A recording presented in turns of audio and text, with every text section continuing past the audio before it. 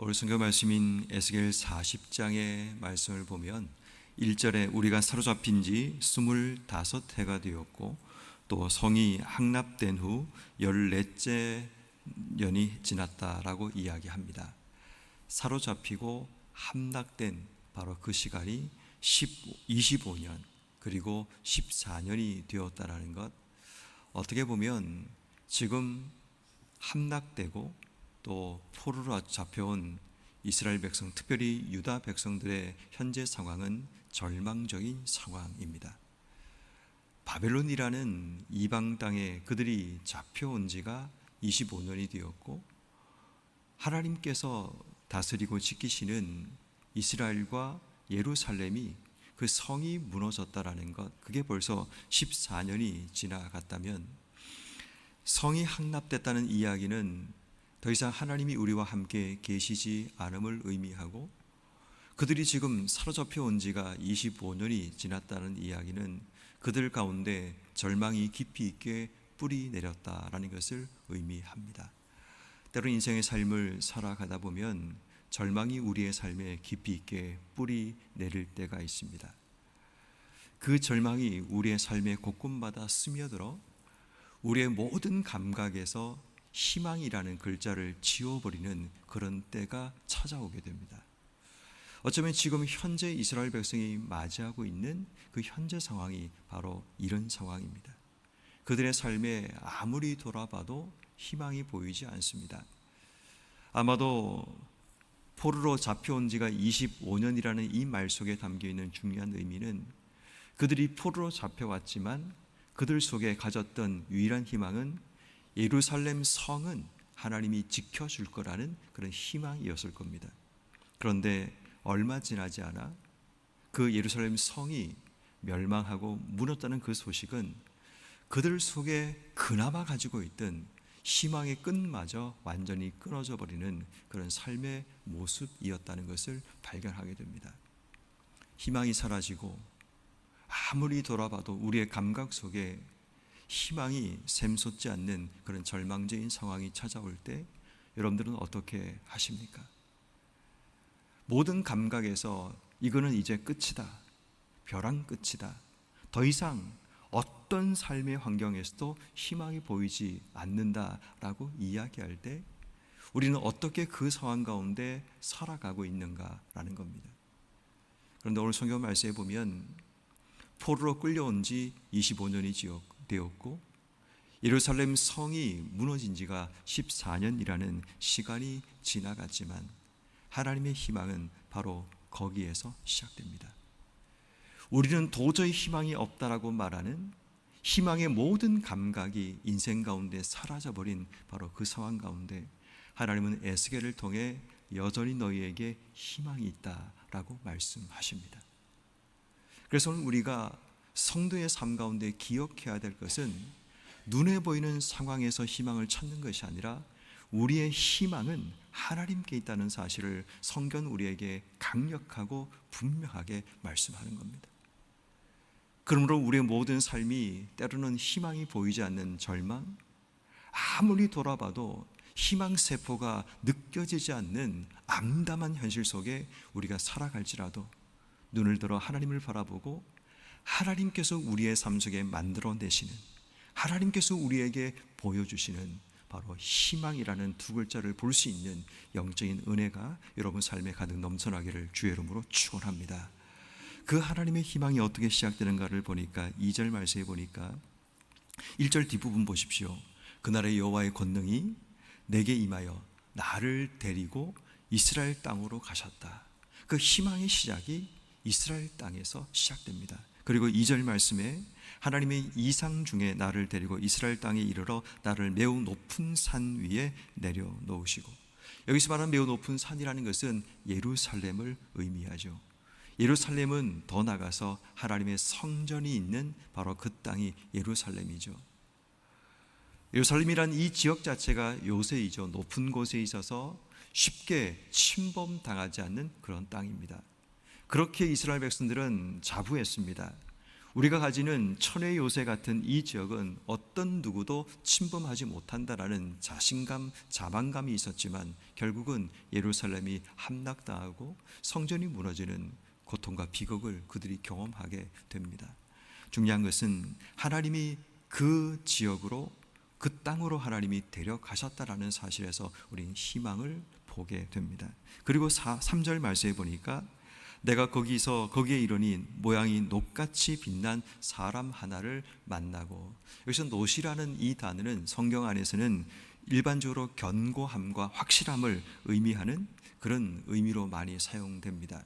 견고하고 확실한 하나님의 어떤 일들이 지금 일어나고 있는데, 그 다음에 보니까 3줄과 측량하는 장대를 가지고 문에 서 있더라라고 얘기합니다. 측량이라는 이 단어, 그러니까 하나님께서 지금 측량하는 장대를 가지고 그 사람 하나를 세우셨다라는 겁니다.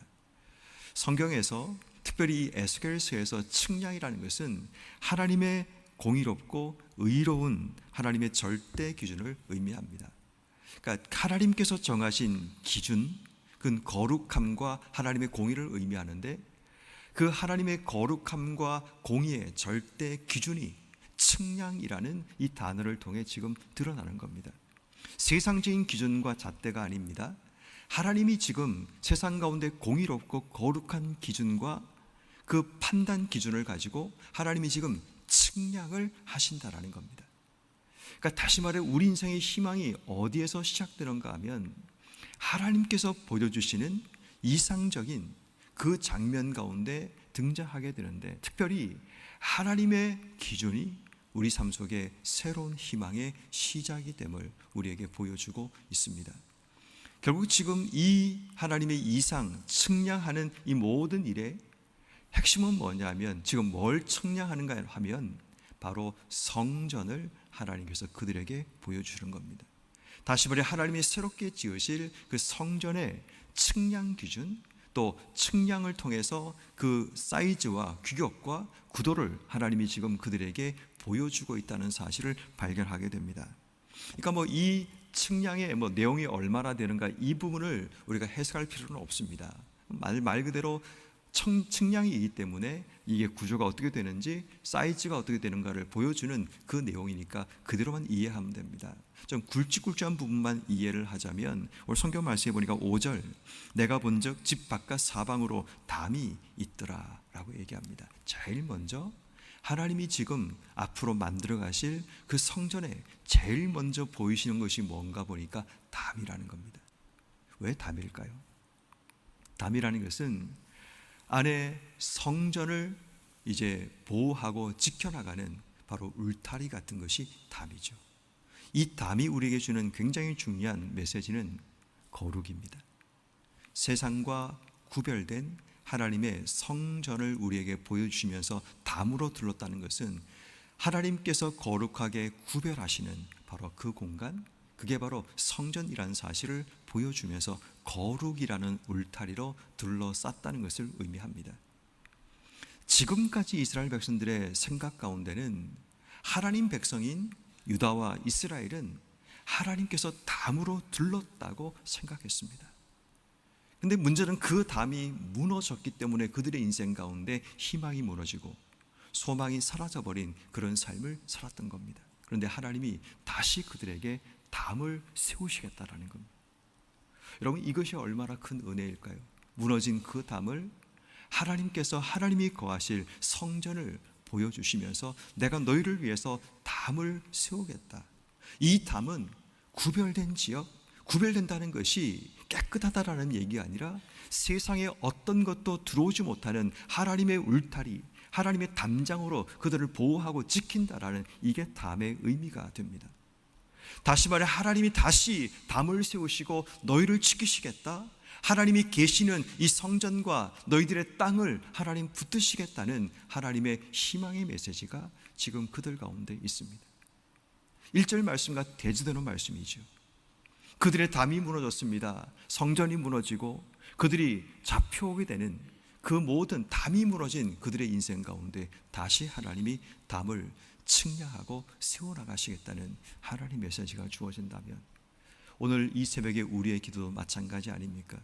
우리의 삶 속에 하나님이 세우신 담이 무너져서 우리의 삶 속에 실패와 좌절과 고통 가운데 씨름하고 인생의 삶을 살아간다면 다시 하나님이 우리 교회 가운데, 다시 우리 가정 가운데, 다시 내 인생 가운데 하나님이 세우시는 담이 세워지기를, 다시 하나님이 내 인생의 담을 측량하시고 세워주시기를 기도하는 것, 이것이 우리가 하나님께 기도해야 될 기도 제목이 아니겠습니까?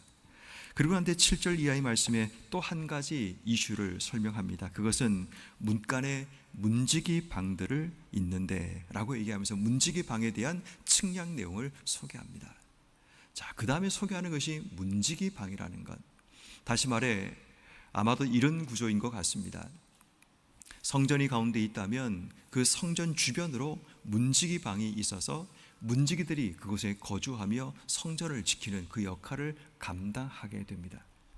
중요한 것은 문지기가 그 방에 있다는 이야기가 이 담과 함께 먼저 등장하고 있다는 이야기는, 문지기는 성전을 지키고 또 그 역할을 감당하는 자라면 저는 이 말씀 속에 무엇을 보았는가 하면 하나님께서 이스라엘 백성에 주시는 새로운 역할과 사명을 보게 됩니다.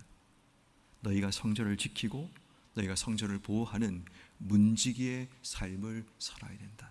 그래서 내가 너희를 위해서 이 방을 측량하고 세워주는 거다라는 메시지가 되는 겁니다. 중요한 것은 희망이 있다고 현실이 바뀌는 것은 아닙니다. 여러분, 우리가 분명하게 꼬집고 넘어가야 될 부분은 뭔가 하면 희망이 보인다고 현실의 상황이 달라진 게 아니죠. 여러분, 우리가 잘 아는 것처럼 하나님께서 70년이 지나야 다시 하나님이 회복하신다는 메시지를 주셨잖아요. 포로로 사로잡혀 온 지가 25년이 지났다면 아직까지 이 희망이 그들 삶 속에 이루어지기까지는 수많은 시간을 인내하고 인고의 시간을 보내야 된다는 그런 메시지가 되는 겁니다. 희망이 있다고 상황은 바뀌지 않습니다. 그런데 중요한 것은 희망이 없이 그 상황을 살아가면 우리 매일마다 지옥을 살아가지만 희망을 품고 하루하루를 버티고 살아가면 우리는 그 속에 깊은 하나님과의 교제와 하나님의 은혜를 채워나가게 됩니다. 이것이 차이입니다. 세상은 현실의 상황이 바뀌기를 기도하고 기대합니다. 희망 같은 거 필요 없다. 지금 당장 상황을 바꾸라고 이야기합니다. 그런데 신앙은 그렇게 말하지 않습니다.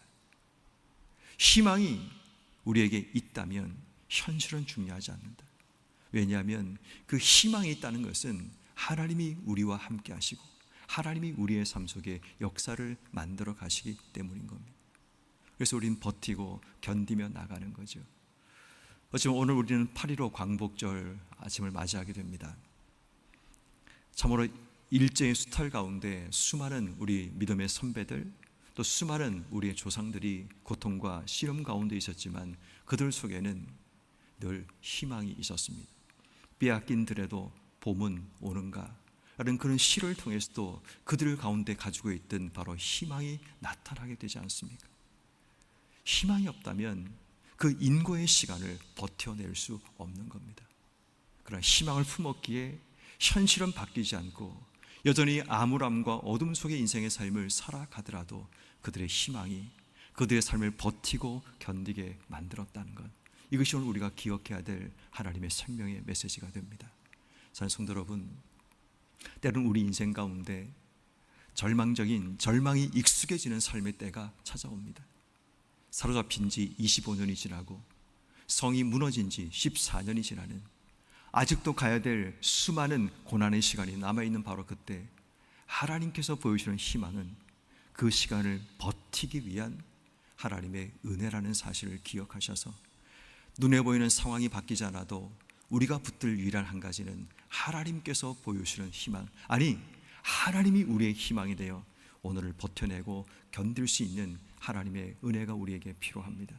그러기 위해서는 희망은 하나님의 측량, 하나님의 기준 안에 있을 때 우리의 삶 속에 희망을 볼 수 있고, 희망은 하나님이 우리의 삶을 둘러주시는 바로 하나님의 거룩한 거룩 안에서 우리의 희망을 발견할 수 있고, 더 나아가서 희망을 붙든 사람들은 문지기반과 같이 우리가 하나님의 거룩을 위해 감당해야 될 역할을 찾고, 여전히 상황은 바뀌지 않고 현실은 녹록하지만 이 현실 가운데 내 역할이 뭐고, 내가 어떻게 이 시간을 버텨내고, 그럼에도 불구하고 하나님의 거룩함을 지키고 하나님의 울타리를 만들어 가기 위해 내가 감당해야 될 문지기의 사명이 무엇인가를 찾아가는 것, 이것이 오늘 우리가 기도하고 나가야 될 하나님 말씀입니다.